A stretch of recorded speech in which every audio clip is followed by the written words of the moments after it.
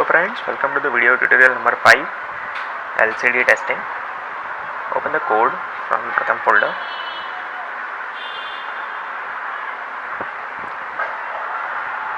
Open the Arduino file.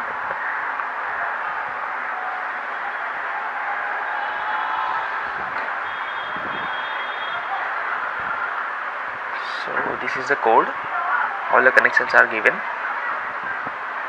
All the pins and supply voltage, everything is given. This is a header file for LCD liquid crystal. These are the pins that we are using, and in setup we put LCD begin to start and just upload the code. Once you upload the code, just power up the board, switch it on, and GreyRobotics will appear on a display. You can write down your own custom message in a code. You can adjust the contrast from the spot, so it will be more clear for you. You can write down anything on an LCD. Thank you.